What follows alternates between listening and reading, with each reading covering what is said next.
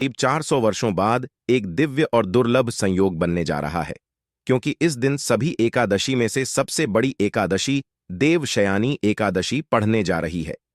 दोस्तों, यह एकादशी बुधवार के दिन पड़ रही है, जिस वजह से इस दिन 3 बड़े योगों का निर्माण हो रहा है, जो कि है धन लक्ष्मी योग, अमृत सिद्धि योग और गज केसरी योग। दोस्तों, इन 3 योगों के निर्माण की वजह से एकादशी पर भगवान विष्णु और महालक्ष्मी की असीम कृपा बरसने वाली है। और अगर इस दिन आप चुपचाप किसी को बिना बताए स्वास्थ्य से जुड़ा यह अचूक उपाय कर लेते हैं, तो आपकी सभी समस्याओं का हल संपूर्ण रूप से हो जाएगा। दोस्तों, एक साल में करीब 24 एकादशी पड़ती है और 17 जुलाई को देवशयानी एकादशी सभी एकादश में सबसे बड़ी मानी जाती है। इस दिन स्वास्थ्य से जुड़ा यह अचूक उपाय आपकी हर परेशानी को कर देगा, चाहे वह धन को लेकर हो या सेहत या संतान की प्राप्ति को लेकर। इसीलिए दोस्तों, वीडियो को आखिर तक जरूर देखें। और दोस्तों, अगर आप भी अपने जीवन में भगवान श्री हरि विष्णु की कृपा पाना चाहते हैं, तो इस वीडियो को लाइक करके कमेंट में जय श्री हरि जय मां लक्ष्मी लिखना ना भूले। दोस्तों, योगिनी एकादशी का दिन श्री हरि विष्णु को समर्पित है। इस दिन जगत के पालनहार श्री हरि विष्णु अपनी 4 महीने की योग्य निद्रा से जागते हैं। इसके बाद से ही सभी मांगलिक काम आरंभ हो जाते हैं।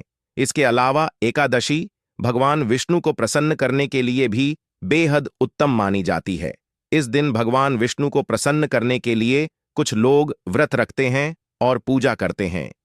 इस दिन सच्ची श्रद्धा और भक्ति भाव से भगवान विष्णु की पूजा करने से सभी मनोकामना पूर्ण होती है। दोस्तों, स्वास्थिक अत्यंत प्राचीन काल भारतीय संस्कृति में कल्याण का चिन्ह समझा जाता रहा है। इसीलिए कि किसी भी शुभ काम को करने से पहले स्वास्थिक चिन्ह अंकित करके उसका पूजन किया जाता है। मान्यता है कि ऐसा करने से कामों में सफलता मिलती है, क्योंकि स्वास्थिक के चिन्ह को शुभता का चिन्ह समझा जाता है। इस तरह स्वास्थिक का अर्थ अच्छा या मंगल करने वाला ऐसा बताया गया है। मेन वर्णित है स्वस्तिक सर्वदा रुद्र, अर्थात सभी दिशाओं में सबका कल्याण हो।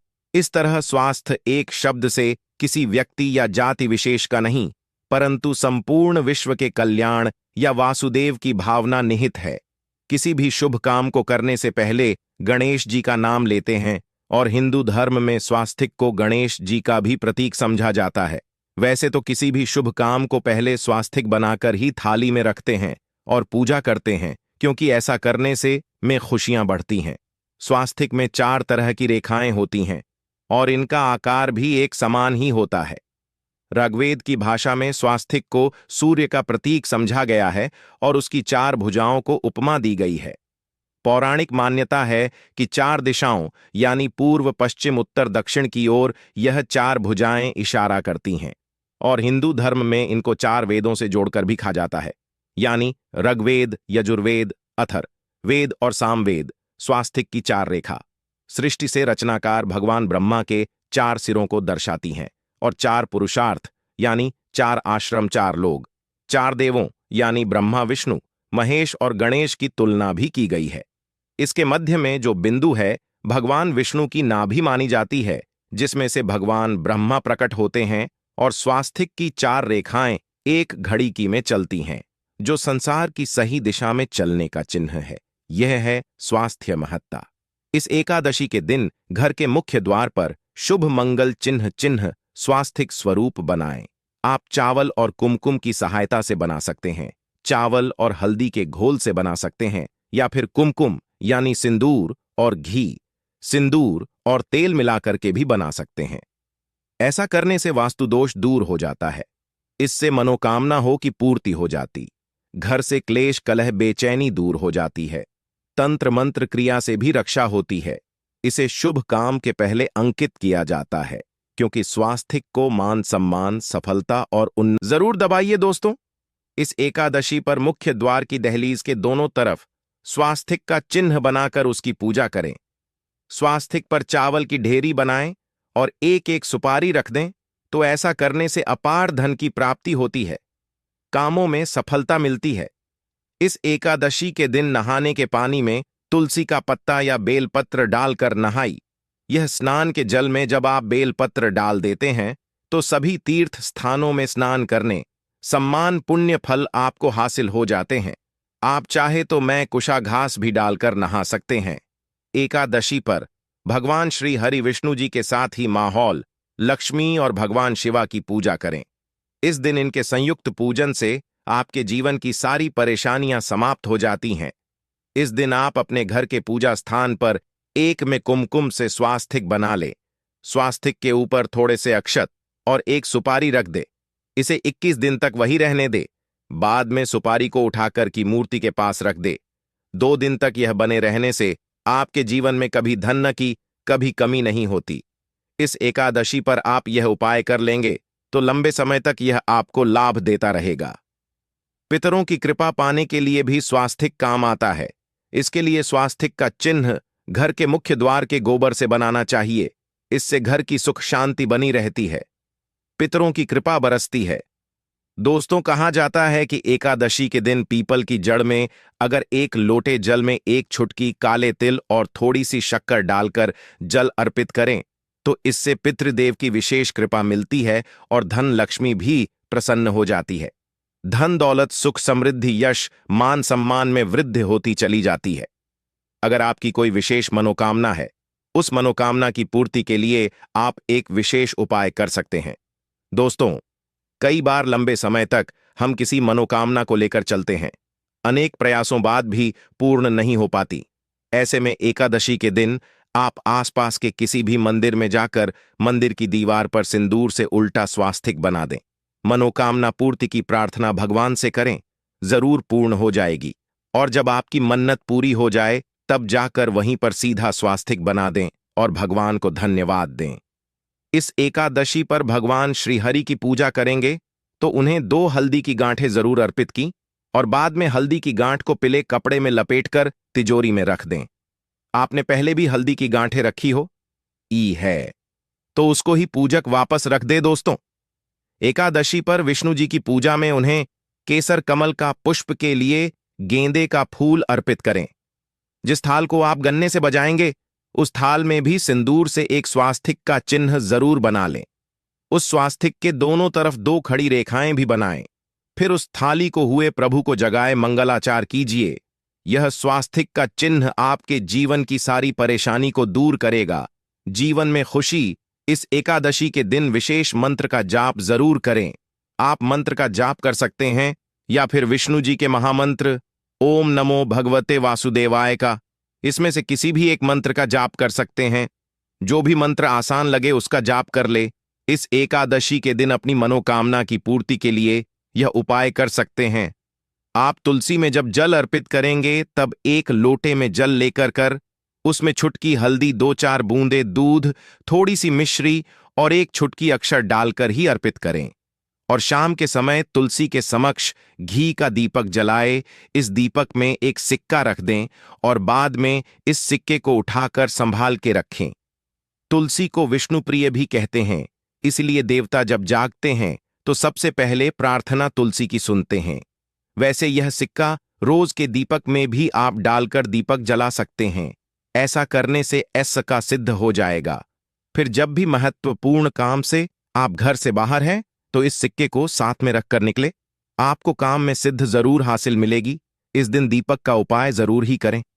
एक दीपक घर के मुख्य द्वार पर अंदर की तरफ से या फिर पास के किसी मंदिर में एक दीपक, तुलसी के नीचे एक दीपक अपने घर के पूजा स्थान पर इस दिन जरूर जलाए। पूजा के बाद आरती जरूर करें। आरती की थाल में कुमकुम से स्वास्तिक बनाकर उस पर फूलों की पंखुड़ी और थोड़े अक्षत रखकर फिर दीपक जलाकर प्रभु की आरती करें। सर्वोत्तम होगा। परंतु याद रखें कि भगवान श्री हरि विष्णु को अक्षत अर्पित नहीं किए जाते, मां लक्ष्मी को अर्पित किए जाते हैं। अगर विष्णु जी को अर्पित करना चाहते हैं तो हल्दी से रंगा कर्रर ही पी लें। अक्षत अर्पित करें तो दोस्तों विधि विधान से इस दिन पूजा आराधना करें। स्वास्तिक के उपाय जरूर करें और विष्णु जी के साथ ही शिवाजी और माता लक्ष्मी की असीम कृपा पा को सुंदर बनाएं। दोस्तों, भगवान विष्णु की कृपा के लिए इस एकादशी के दिन स्नान करते समय पानी में एक छुटकी हल्दी डाल लें। इसके बाद स्नान करें और पीले रंग के वस्त्र धारण करके भगवान विष्णु की विधि विधान से साधना करें। इस एकादशी के दिन श्री हारिका सबसे पहले गाय के दूध से और फिर शंख में गंगा जल भरकर स्नान कराए। इसके बाद उन्हें पीले रंग के वस्त्र अर्पित कर कर मानता कि इस एकादशी के दिन ऐसा करने से भगवान विष्णु का विशेष आशीर्वाद हासिल होता है। इस एकादशी के दिन भगवान विष्णु की पूजा करते समय उन्हें केसर अथवा पीले चंदन या हल्दी का तिलक लगाए, साथ ही साथ भगवान विष्णु के प्रिय पीले रंग के फूल और पीले फल चढ़ाए। मान्यता है कि इस उपाय को करने से भगवान विष्णु शीघ्र ही प्रसन्न होकर भक्तों को मनचाहा आशीर्वाद देते हैं। आपके नजदीक भगवान विष्णु का मरना हो तो आप भगवान विष्णु के अवतार भगवान श्री कृष्ण की मूर्ति की भी पूजा करके इस एकादशी का पुण्य फल हासिल करें। ईश्वर की साधना आराधना में मंत्र जप का विशेष महत्व होता है। ऐसे में राम दरबार की तस्वीर अपने घर में लेकर आए और श्री राम दरबार की तस्वीर का पूजन करें, या उनकी मूर्ति या उनसे जुड़ी किसी तरह की कोई चीज आपके पास है तो आप उनका पूजन करें। सारे देवी देवताओं का आपको आशीर्वाद मिल जाता है। हनुमान जी से लेकर सीता माता, भगवान श्री राम और अन्य देवी देवताओं का भी आशीर्वाद मिल जाता है। निश्चित तौर पर अपने घर के पूजा घर में एक साथ आप यह तस्वीर रख सकते हैं। इससे आपके जीवन में राज्य योग की हासिल हो सकती है।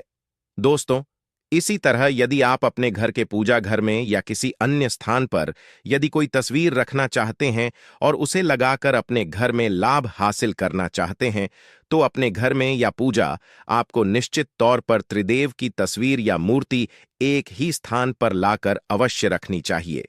ब्रह्मा, विष्णु और महेश, इन तीनों की संयुक्त से एक साथ तस्वीर अपने घर के मंदिर में या अपने घर में कहीं भी लाकर रख देनी चाहिए।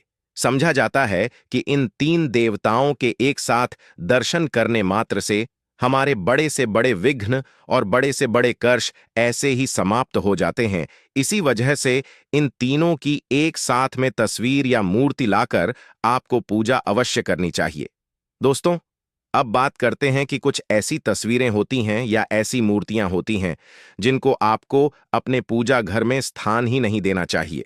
यदि आपने इन तस्वीरों को या मूर्ति को अपने घर के पूजा घर में स्थान दिया है तो समझ लीजिए कि आपको कंगाली का सामना करना पड़ेगा या फिर देवी देवताओं की क्रोध का सामना करना पड़ेगा। दोस्तों, और एक बात बता कि मंदिर में कभी भी विषम संख्या में गणेश जी की मूर्तियां ना रखें, जैसे कि 1, 3 या 5 ऐसे रखना समझा जाता है। 2 मूर्तियों को एक साथ रखना शुभ समझा गया है। यदि आप सिर्फ गणेश जी की मूर्ति रखते हैं तो इसके अलावा किसी भी तरह की मूर्ति आपको नहीं रखनी चाहिए। दोस्तों, स्थापित करते वक्त ध्यान दें कि गणेश जी का चेहरा सदैव घर के मुख्य दरवाज की तरफ होना चाहिए ताकि आपको अच्छे और सच्चे धन लाभ की हासिल हो। और इस बात का ध्यान रखें कि घर में अंगूठे से बड़े आकार का शिवलिंग आपको भूलकर भी नहीं रखना चाहिए। सदैव एक छोटा सा शिवलिंग रखें और इससे ज्यादा शिवलिंग नहीं रखने चाहिए। दोस्तों, वैसे तो कोई अपने घर में शिवलिंग रखना ही नहीं चाहिए। उसके बाद भी यदि रखते हैं तो अंगूठे से बड़े आकार का शिवलिंग आपको नहीं रखना चाहिए। आप छोटा शिवलिंग रख दें और ध्यान रखें कि एक से ज्यादा शिवलिंग आपको भूल कर भी नहीं रखने हैं। घर में यदि आप शिवलिंग रखते हैं तो शिवलिंग के ऊपर आपको तुलसी भूल कर भी अर्पित नहीं करनी चाहिए। यदि आपने शिवलिंग रख लिया है और उस पर तुलसी अर्पण कर दी तो देवी देवताओं के का आपको सामना करना पड़ेगा। दोस्तों, मंदिर में यदि आप जी की तस्वीर रखना चाहते हैं, आप हनुमान जी के अनन्य भक्त हैं, तो बैठे हुए हनुमान जी की मूर्ति ही रखें। उन्हें शिवा का 11 रुद्र अवतार समझा जाता है, इसलिए उनकी भी शिवलिंग की तरह ही मूर्ति रखें। साथ ही जो पति पत्नी होते हैं, नए वैवाहिक जीवन की शुरुआत करते हैं, तो हनुमान जी की मूर्ति या तस्वीर को अपने कमरे में, अपने बेडरूम में आपको भूलकर भी नहीं रखनी चाहिए, अन्यथा इससे जीवन कई तरह के दोषों का सामना करना पड़ता है। दोस्तों, हनुमान जी ब्रह्मचारी हैं तो इस आपको अवश्य ध्यान रखना चाहिए। दोस्तों, राधा कृष्णा की मूर्तियों को यदि आप जैसे अपने क्षण कक्ष में सोते हैं और उन्हें आपके बेर के सामने की तरफ रखा है कि जैसे कि आप सुबह उठे और आपको उठते ही पहले उनके दर्शन हो जाए, तो समझ लीजिए कि आपका जीवन मालामाल होने वाला है। किसी भी तरह का कोई दोहक धन की चिंता आपके जीवन में रहेगी। दोस्तों, इसी तरह यदि माता दुर्गा की तस्वीर आप अपने घर में लेकर आना चाहते हैं और चाहते हैं कि माता दुर्गा की तस्वीर के माध्यम से आप जीवन में समृद्धि देखें, तो दोस्तों, भूलकर भी आपको माता दुर्गा की क्रोधित अवस्था की तस्वीर, जैसे कि महाकाली की तस्वीर या फिर महिषासुर का वध करते हुए या क्रोधित अवस्था में माता लक्ष्मी की माता दुर्गा की तस्वीर लाकर आपको उनकी पूजा नहीं करनी चाहिए। दोस्तों, सदैव और सुंदर मुख वाली तस्वीर ही अपने घर के अंदर लाकर पूजा करनी चाहिए। इसे बहुत ही शुभ और मंगलकारी समझा जाता है। दोस्तों, इस बात का ध्यान रखें कि यदि आप अपने घर में मूर्तियां रखते हैं तो आपको इन पर भूलकर टूटे चावल नहीं चढ़ाने चाहिए, और बेहतर होगा कि आप हल्दी में चावल को पीला करके ही वह चावल चढ़ाएं, किंतु टूटे हुए चावल आपको भूलकर भी माता लक्ष्मी को या अपने घर में देवी देवता नहीं चढ़ाने चाहिए। दोस्तों, इसी तरह इस बात का भी ध्यान रखें कि अपने घर के मृत परिजनों की या पूर्वजों की तस्वीर मंदिर में स्थापित ना करें। ऐसा करना अशुभ समझा जाता है, और यदि आप ऐसा लगातार कर रहे हैं तो निश्चित तौर पर आपके परिवार के ऊपर दोष लग सकता है। पितरों का भी दोष सकता है। पितरों की पूजा एक अलग स्थान पर की जाती है, घर के मंदिर में उनको स्थापित नहीं किया जाता है। दोस्तों, इसी तरह भगवान भैरव की तस्वीर या भगवान शनिदेव की, राहु केतु की, इस तरह की तस्वीरें अपने घर में नहीं लेनी चाहिए। प्रतीकात्मक रूप से आप घर के पानी रखने के स्थान पर उनकी पूजा कर सकते हैं, क्योंकि इनकी साधना तंत्र मंत्र और खास पद्धति से की जाती है। घर के अंदर आप ऐसे ही इनका पूजा पाठ नहीं कर सकते। तो दोस्तों, आज के लिए बस इतना ही आपसे निवेदन है कि आप हमारे चैनल को सब्सक्राइब करें और अपने दोस्तों के साथ शेयर करें। आप सभी का धन्यवाद।